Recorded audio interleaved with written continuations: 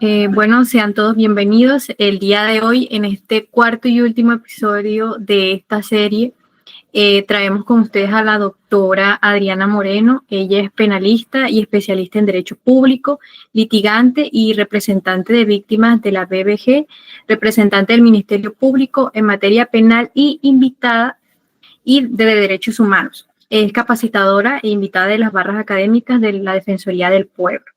El día de hoy vamos a tocar un tema sumamente importante que es el acoso sexual en este cuarto y último episodio de este año 2024 y pues queremos iniciar con usted, doctora Adriana, pues que nos comente un poco acerca de qué es el acoso sexual para poder iniciar esta temática del día de hoy. Bueno, Mayra, muy buenas tardes a Nicole, Andrea y a la profesora Shirley. Muchas gracias por esta invitación tan especial a un espacio sumamente enriquecedor, tanto para ustedes, su comunidad educativa y estudiantil, como para los posibles receptores de esta información tan valiosa. Pues, ¿qué es el acoso sexual? Este es un excelente punto de partida. Una debida contextualización es muy importante para saber en qué punto estamos hablando de una violencia basada en género. En nuestro país, el acoso sexual es un delito que está contenido en el capítulo de los delitos contra la integridad, la formación y la libertad sexuales. El legislativo le dio lugar en el artículo 210A y este delito se define como cualquier acto de persecución, de hostigamiento o de asedio de carácter sexual que se comete pues en contra de otra persona. Este delito puede ocurrir en el ámbito laboral, aunque no está limitado a ese ámbito en particular, también tiene ocurrencia en el académico, y más que imponer una relación asimétrica por razón de una jerarquía laboral, pues es una conducta delictiva en la que el agresor sí se vale de una superioridad manifiesta o de relaciones de autoridad de poder, de edad, de posición económica, posición social, laboral, familiar, y a través de estas posiciones de superioridad manifiesta, pues acosa, persigue, hostiga, asedia físicamente, o bien sea también por medios tecnológicos o verbalmente a otra persona, y este es muy importante, los fines con que se desarrolla esta conducta, es con fines sexuales no consentidos por la víctima. La Corte, a través de diferentes providencias, ha analizado los elementos del delito de acoso sexual y a partir de esos análisis ha hecho varias conclusiones muy importantes para traer a colación. Los actos constitutivos de la conducta dirigidos a esos fines sexuales no consentidos pueden ser sucesivos y darse también en breves tiempos. Esto no excluye entonces la posibilidad de que la ocurrencia sea en días diferentes o en lapsos largos. Es decir, la persistencia no está relacionada con el tiempo, sino con la repetición de la conducta. Y este tipo penal no supedita relaciones de autoridad o de poder. Si de pronto hacemos un poquito de memoria, hace poco en la administración distrital se dio un caso muy conocido de connotación de acoso laboral en la que a pesar de que no mediaba una relación de poder, es decir, no había subordinación, se trató entre contratistas, pues allí hubo esta materialidad de la conducta de acoso sexual.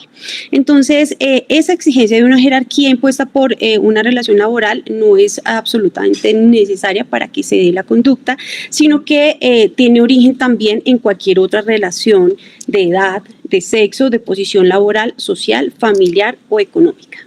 Muchas gracias. Queríamos preguntarle qué tan frecuente es que las víctimas denuncien el acoso.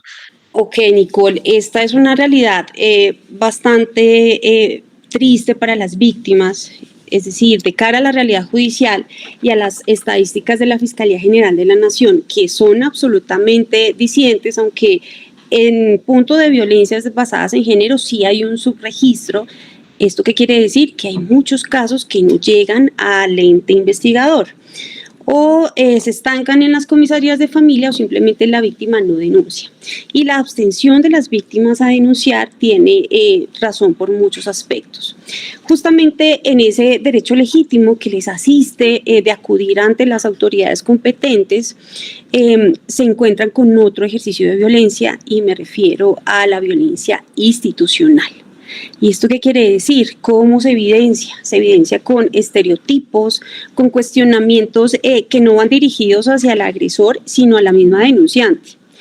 Por ejemplo, ¿por qué no salió del lugar donde estaba siendo agredida? ¿Por qué no gritó? ¿Por qué no pidió ayuda? ¿Qué hacía en esa aula de clase a solas con el docente o con un compañero? Entonces, a esos prejuicios que se impone esta misma sociedad machista y patriarcal, pues sí se suman esos estereotipos de género y las dudas y cuestionamientos sobre la misma víctima y sobre la comisión de la conducta. Entonces, yo creo que allí nace pues la principal barrera de por qué no denuncian las víctimas este tipo de conductas. ¿Cómo se protege a las víctimas que hacen pues las denuncias, pero cómo se protegen para evitar como las represalias? Bueno, Nicole, la ley 1257 del 2008, que dicho sea de paso, recogió los postulados del tratado internacional reconocido como la Convención Belém do Pará, fijó esas normas de sensibilización, de prevención, de sanción de todas las formas de violencia y discriminación en contra de las mujeres en el ámbito nacional. Esto significa que impone una exigencia y establece que todos los actores del Estado, de los tribunales, de las autoridades administrativas, especialmente los operadores y operadoras de justicia, cuando se trata de prevenir violencia en contra de la mujer, deben estar transversalmente definidas por el principio de integralidad. Es decir, se debe asegurar la información, la prevención, la orientación, la protección hacia esa mujer y en ese sentido, pues también garantizar esos derechos y garantías sobre la verdad, sobre la justicia, sobre la reparación y la no repetición de hechos de violencia.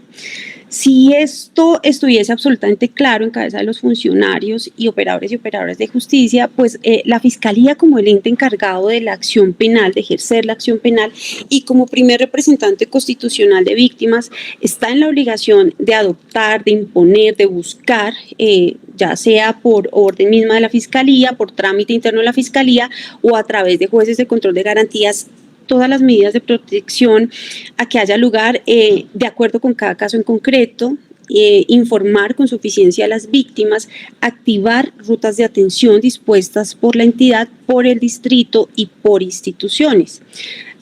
Por ejemplo, aquí en Bogotá tenemos, y a nivel nacional la Fiscalía pues tiene un programa de víctimas, de protección de víctimas, en el que se puede acoger una víctima que esté pues en grave riesgo, por ejemplo, de sufrir feminicidio y que a pesar de denunciar los ataques y las amenazas en contra de la mujer pues no cesen. Y por el distrito, varias ciudades principales e intermedias pues han también dispuesto a través de la Secretaría de la Mujer estas llamadas casas refugio, y es donde se opta cuando la víctima tiene una medida de protección, cuando tiene una valoración de riesgo extremo de sufrir feminicidio, cuando la conducta es agravada y ella está en una condición de vulneración.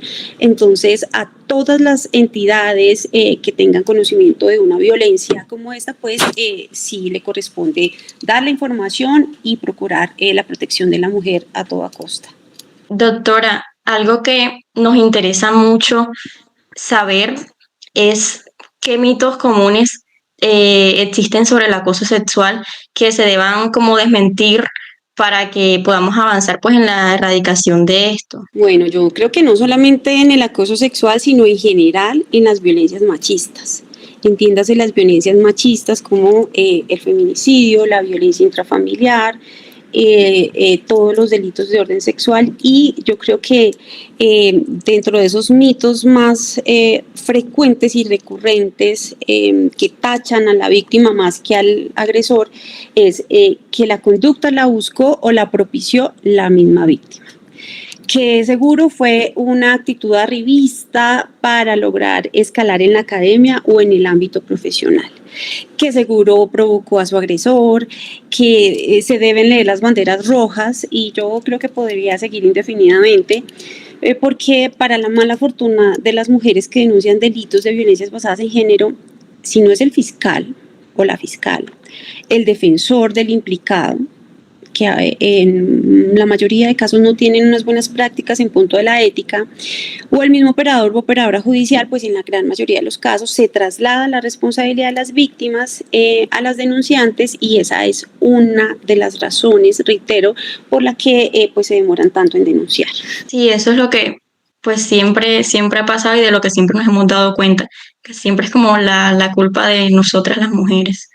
Bueno, ¿qué medidas de prevención han visto que hayan sido como las más efectivas para evitar el acoso sexual, especialmente en los lugares de trabajo o en las escuelas? Que es donde más frecuentemente se da este delito, ¿no? Yo pienso que, y de cara a la experiencia que tengo en el tema, que el éxito para evitar, o por lo menos para mitigar este delito de acoso sexual, es la suficiente información a través de difusión, a través de pedagogía frente a las rutas establecidas para casos concretos de acoso sexual, informar sobre las consecuencias de orden disciplinario y penal para quien incurra en esta conducta, y reiterar en todos los espacios posibles, desde el cuerpo de docentes o directivos de la entidad hasta los mismos alumnos o empleados de una empresa o de una entidad, que es el lugar y que en ese espacio concreto hay cero tolerancia frente al acoso. Yo pienso que si esto se define y se implementa y es frecuente y hay una periodicidad en estas labores pedagógicas y de difusión, sí se mitigaría un poco más este delito. ¿Cómo pueden las campañas de concientización ayudar a reducir el acoso sexual en la sociedad, según su experiencia, pues en este ámbito? Yo creo que esta se complementa con la anterior pregunta, y sí considero que Colombia en ese aspecto puntual está muy atrasada, está atrasada en políticas públicas tendientes a prevenir las violencias machistas, que es el propósito pues de las políticas públicas en punto de la prevención. Bajo ese panorama, pues creo que solo nos queda y corresponde también en gran medida a la familia como esa primera esfera de formación de la personalidad y costumbres de un individuo, pues propender primero por el respeto a la mujer como sujeto de derechos, poniendo acento especial en la igualdad, desde los valores y por supuesto desde la aceptación del no.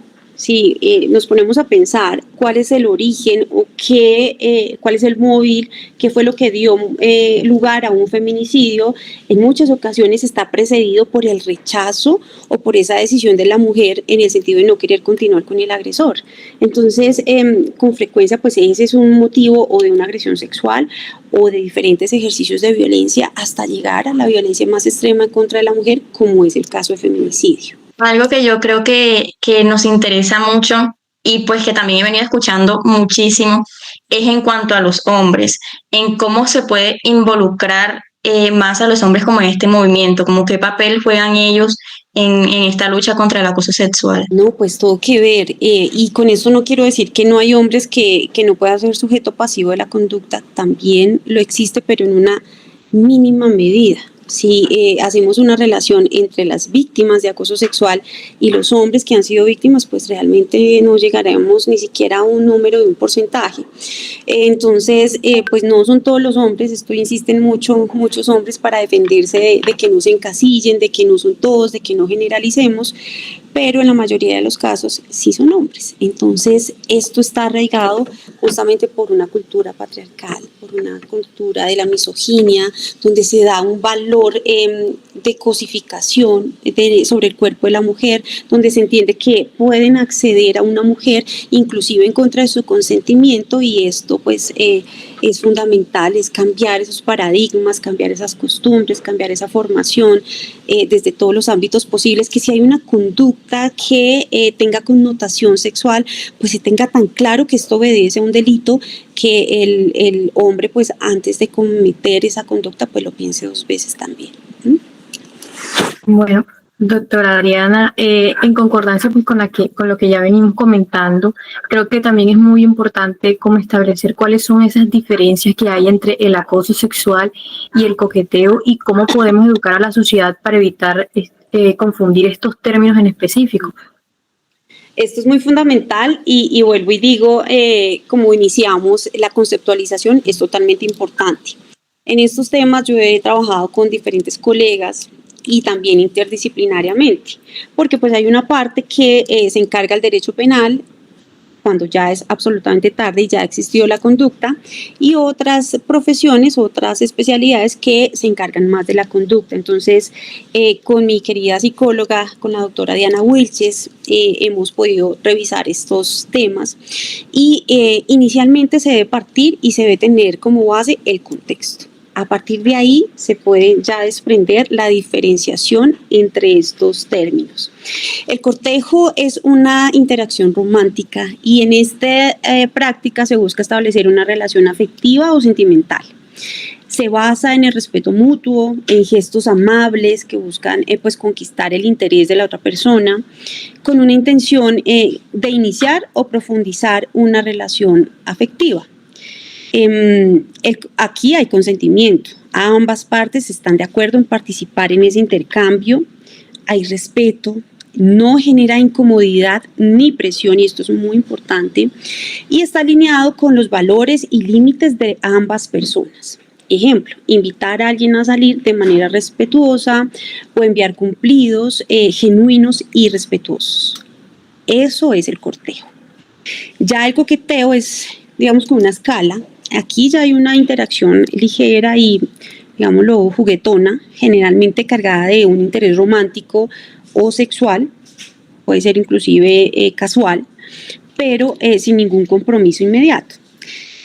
Puede ser mutuo y suele darse en un ambiente relajado, social, y aquí la intención cambia, ya el interés es romántico o sexual de manera casual. El consentimiento también es importante aquí porque en el coqueteo también debe ser mutuo y debe ser fluido para ambas partes y ambas partes deben disfrutar ese intercambio. El respeto también cambia aquí, las acciones no cruzan límites personales ni generan incomodidad. Por ejemplo, hacer comentarios juguetones, sonreír de manera sugestiva o mantener un lenguaje corporal que indique interés, pero en todo caso no sobrepasa límites. Ya el acoso sexual, que es como ya la escala en estos tres conceptos, y me gusta mucho que hayan hecho esa diferenciación porque va a ser muy útil para quien reciba esta información. El acoso sexual es cualquier conducta de índole sexual no deseada, invasiva, y aquí está la diferencia con los otros dos conceptos. Es intimidante, es denigrante, es humillante para la persona receptora. Es una forma de violencia que puede ocurrir en cualquier contexto y está basada en un desequilibrio de poder. La intención es absolutamente clara.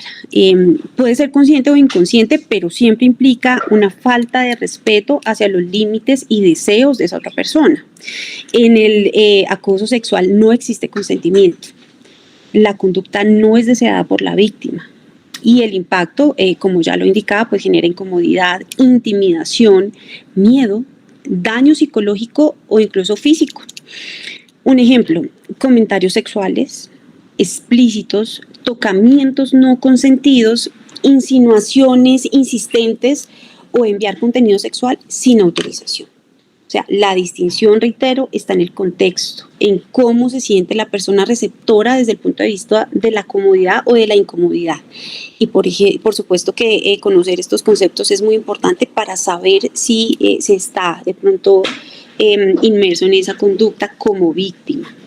O incluso como agresor. Miren que es muy frecuente escuchar en muchos procesos de delitos sexuales que el agresor dice: si yo estaba coqueteándole, o sea, esto es normal, yo esto lo he hecho toda la vida. Entonces es que se han normalizado tanto ciertas conductas que, a pesar de ser denigrantes y degradantes para la mujer, que no se tiene la conciencia de que es lesiva para la mujer, de que es humillante, y que lo que para uno le parece normal, pues realmente para la mujer está invadiendo su esfera personal y los límites. Bueno, que queremos continuar pues sabiendo su opinión sobre el movimiento Me Too y su impacto y visibilidad del acoso sexual y su influencia en Colombia, bajo el entendido pues que este movimiento se crea para darle visibilidad pues digamos a esas circunstancias, a esos actos que ocurren dentro de la esfera artística, especialmente a las mujeres que se mueven en un entorno. Un claro ejemplo aquí en Valledupar es Ana del Castillo, que pues trabaja en un entorno permeado absolutamente por hombres, que originalmente el vallenato era un arte solamente de hombres. Entonces, ¿cómo cree que este movimiento contribuye, o digamos, abandera a esas mujeres en este tipo de escenarios?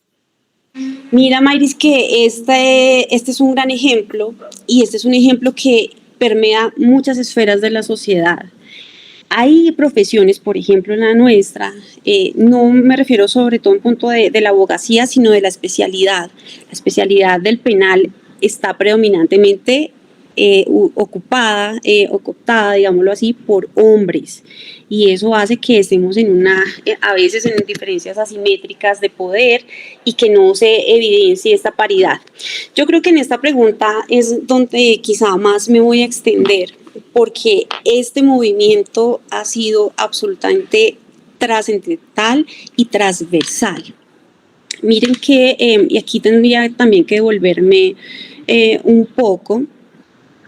Primero, bueno, fue más o menos en el 2020, estoy segura que la comunidad académica recuerda estos casos porque han sido muy fuertes y han sido muy impactantes. Cuando se destapó en el 2020 y fue de público conocimiento una denuncia de acoso laboral y sexual en la Corte Constitucional. Pues claro, el doble impacto es que en el lugar donde se protegen los derechos fundamentales, pues también se estaban vulnerando derechos fundamentales y sexuales de las personas. Y allí ocurrió un caso de al menos 32 personas, ellas todas advirtieron comentarios sexistas, invitaciones a verse por fuera de las jornadas laborales. Un porcentaje importante reportó manoseos por cuenta de los superiores y fue tan conocido, comentado y publicitado que hasta nombre le pusieron a esa práctica. A esa práctica le denominaron judicantear.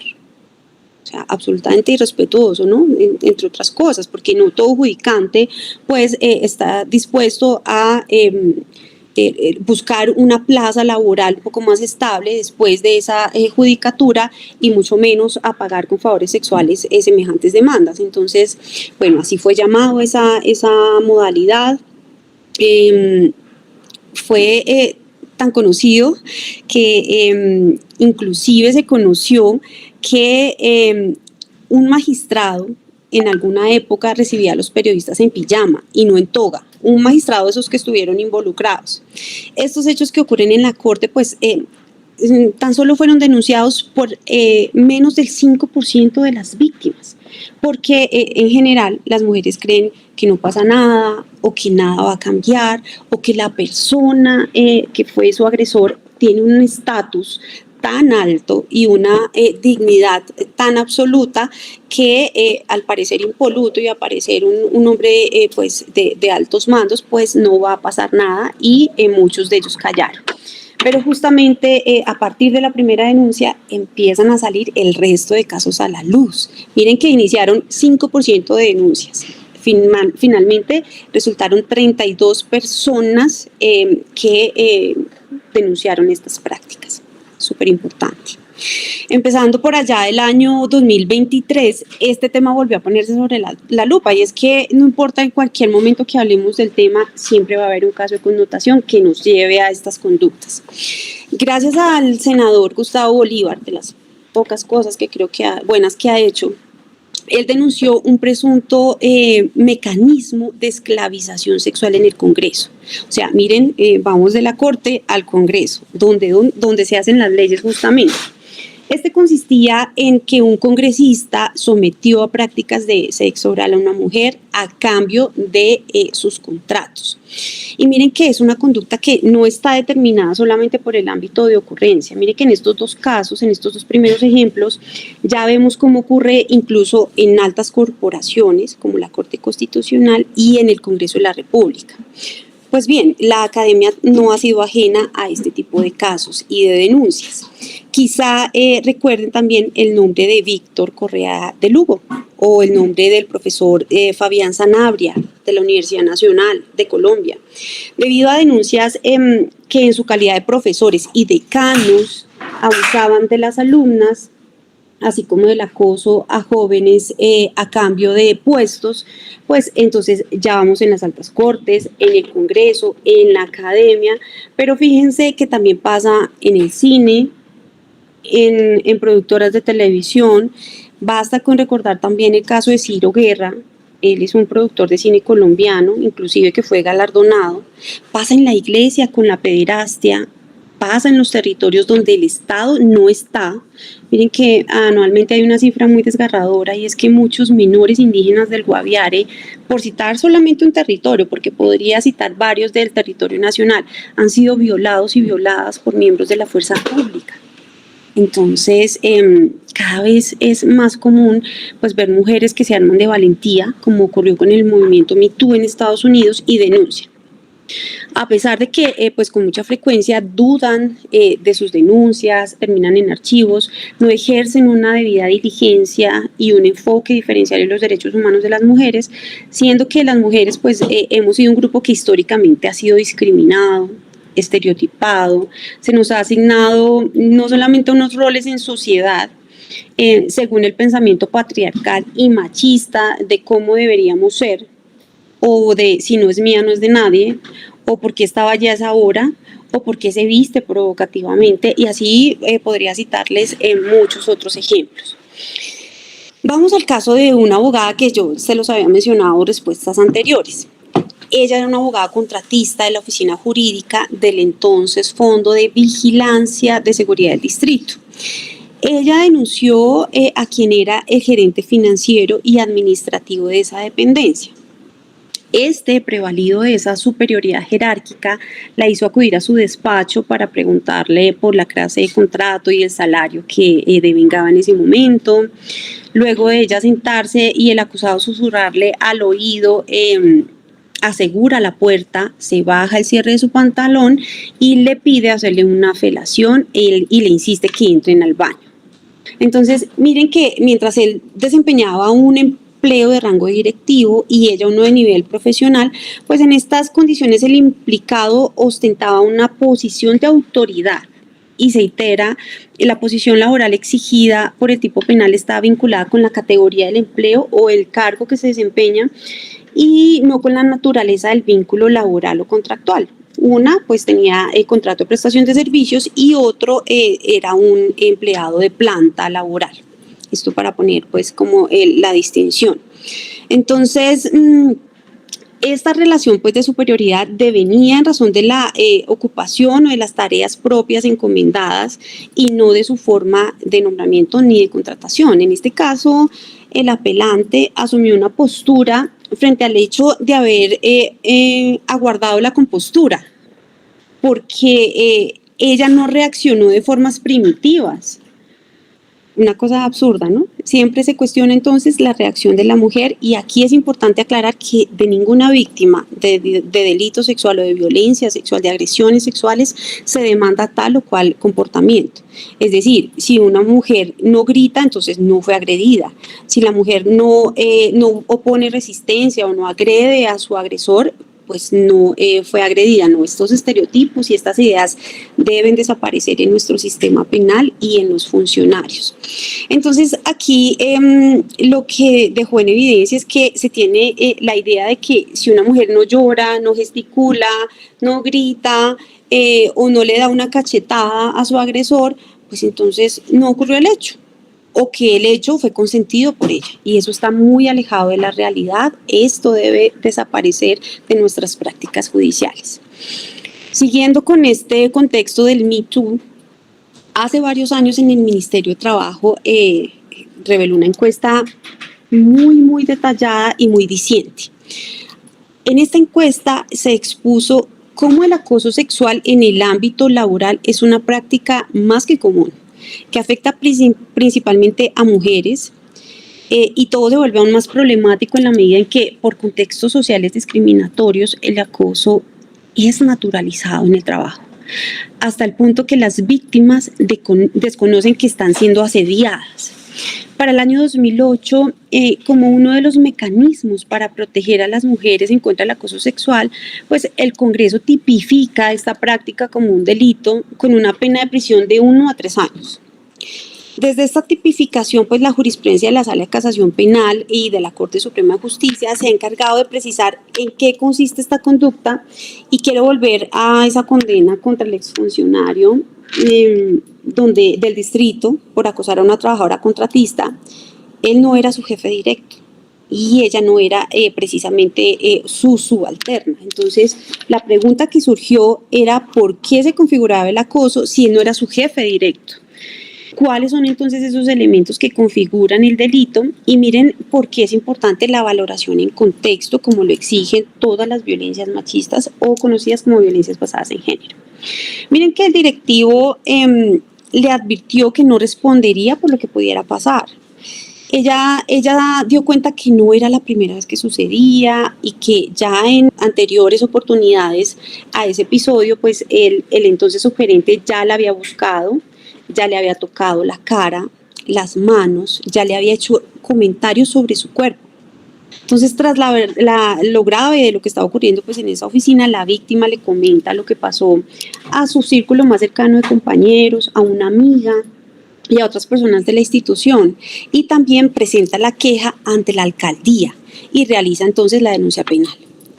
Años después, este exgerente fue absuelto en primera instancia por el delito de acoso sexual.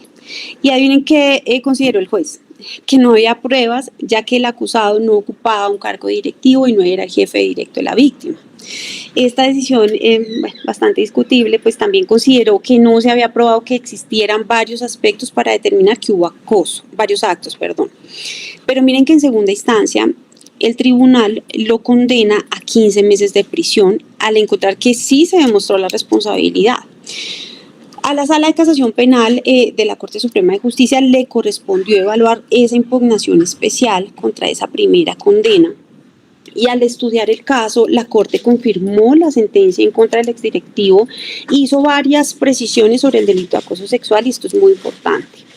En primer lugar, el máximo tribunal de la justicia ordinaria pues concluyó que el acusado sí tenía una posición de autoridad sobre la víctima y que se valió de esa condición, una situación que generaba desigualdad necesaria para que se configure el acoso.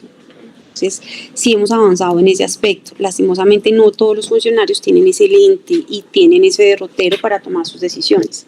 La Corte estimó que no se puede perder de vista que el acusado ocupaba, en todo caso, un cargo directivo en ese fondo, mientras que la víctima desempeñaba uno en el cargo de profesional, es decir, si había asimetría de poder, si había menor jerarquía.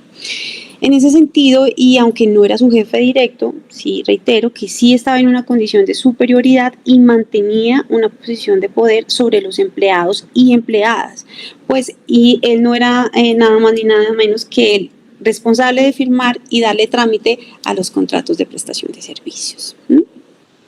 La Corte en este caso también tuvo en cuenta que la conducta del exdirectivo fue reiterada y persistente, que fue escalando, que le susurró al oído a la víctima, que se bajó los pantalones, que sacó su miembro viril, que le pide sexo oral, sugiriéndole irse para el baño. Y aunque todas estas conductas obedecieron pues a ese mismo propósito, no constituyeron en sí un solo acto, sino que son reiterativas en cuanto a la finalidad sexual que buscaba. Entonces, esto es sumamente importante. ¿Cómo entonces se puede identificar en qué situaciones una conducta de hostigamiento en el trabajo puede ser un delito de acoso sexual? Entonces, aquí empecemos por hablar algo general. Recordemos en qué consiste el delito de acoso sexual y cuál es su sanción. El acoso sexual como delito que atenta contra la libertad, integridad y formación sexuales de una persona es ese comportamiento que el sujeto prevalido de su superioridad manifiesta sobre la víctima o de las relaciones de poder, edad, sexo, posición laboral o familiar o económica, la acosa, la persigue con fines sexuales no consentidos. Esa es la finalidad del acoso sexual. Aquí no hay consentimiento, aquí no hay voluntad, aquí se invade la privacidad de la víctima y la víctima en ningún momento consiente esos actos que se configuran pues del acoso. Entonces, esas relaciones asimétricas de poder y esos abusos de superioridad, pues son importantes precisar que en el delito, pues no exige como tal esa subordinación laboral, pero sí diferencias y asimetrías de poder. La posición laboral descrita en el tipo penal pues no es la fundada en esa jerarquización, y lo vimos en el ejemplo de la contratista y el director de esa dependencia. Entonces, el sujeto aquí sí aprovecha su superioridad respecto de quien se encuentra en una situación desigual por razón del oficio, de las funciones o del cargo que desempeña. Y entonces de ahí esa exigencia en que la asimetría y la subordinación laboral pues no sea preponderante para verificar la materialidad de la conducta, pero que en todo caso el fin de la protección de la norma sí es evitar todo abuso de superioridad sustentado en ese simple hecho de la posición laboral. Entonces, en este caso, no se requiere que el acosador sea el jefe inmediato de la víctima. Lo importante aquí es que por esa posición laboral sea superior y que ella esté, por supuesto, en una desventaja. Entonces, estos elementos son muy importantes tenerlos en cuenta, y lo del Me Too, pues absolutamente revelador, y estamos seguras que esa ha sido la manera en la que se han puesto en evidencia muchos agresores, no solamente en el ámbito de lo político, en el ámbito de la academia, en el ámbito de lo laboral. Veíamos recientemente el caso del ex concejal Diego Cancino, recientemente, o con la expectativa fuerte de ser nombrado en la SAE, y con ocasión de la denuncia que hace esta mujer, pues vienen saliendo otras denuncias. Él, de hecho, hizo uso, o más bien renunció a su derecho a guardar silencio, y lo que hizo fue que en declaraciones ante los medios dijo que él solo la estaba cortejando. No, creo que fue una mala salida a los medios y que no fue así, sino que fue efectivamente acoso sexual. Para cerrar, vamos a hacer una última pregunta. Creo que ya ya lo ha respondido con anterioridad en el transcurso pues, de este encuentro, pero es como más para cerrar y para dar una reflexión a todo nuestro público, y es desde su perspectiva y desde su experiencia, ¿cuál es la mayor barrera para erradicar el acoso sexual en nuestra sociedad? Bueno, muy interesante también y muy retadora la pregunta. Yo pienso que la mayor barrera son varias: el machismo, la misoginia, la cultura patriarcal que, insisto, impone a las mujeres estereotipos de cómo deben ser, de cómo se deben comportar en sociedad. Esta creo que es la mayor barrera. Si la sociedad se reconstruye o se deconstruye, como se ha venido utilizando últimamente ese término, pues efectivamente se va a mirar a la mujer como un igual en derechos, como un sujeto de respetar, de valorar, es decir, no de condescendencia por ser mujeres, sino de igualdad, y en esa medida pues que los derechos que con tanto esfuerzo hemos venido buscando de generación en generación, pues sean reconocidos finalmente como se espera y como se debe, y como se ha exhortado desde diferentes instrumentos internacionales a los estados parte. Colombia es estado parte de la CEDAW, de Belém do Pará, de instrumentos internacionales que se han integrado por vía de la Constitución política, pero uno ve en las actuaciones a diario y no se imprime ninguna debida diligencia, no se imprime el enfoque diferencial de género, se desprotege a la mujer, y pues lo que estamos haciendo cada día es contar más y más feminicidios. Entonces, si se erradica ese miedo a denunciar, si se impone también en la mujer que se alce la voz, que alce la mano, que pida ayuda, que podamos orientarla desde la academia. Por eso es tan importante estas barras. Seguramente alguna persona, una mujer que esté siendo víctima de alguna conducta de orden sexual o de una conducta, una violencia basada en género, después de escuchar esta información tan valiosa, va a poder dilucidar y va a poder advertir si está siendo posiblemente víctima de la comisión de un delito de estos. Entonces, la información es muy importante, el acompañamiento, pero sobre todo pues de construir esas estructuras que nos han asignado en la sociedad por todo este tiempo. Bueno, doctora Adriana, muchísimas gracias por aceptar esta invitación. Su intervención es sumamente valiosa. Creo que va a poder llegar a todas estas personas, a todas estas mujeres y también hombres, para que puedan educarse más sobre este tema y realmente podamos lograr un impacto muy positivo en la sociedad. Sin más que decir, creo que damos por culminado este cuarto episodio y muchas gracias por estar aquí con nosotros. Gracias a ustedes por la invitación. Un abrazo y saludos a la profesora Shirley.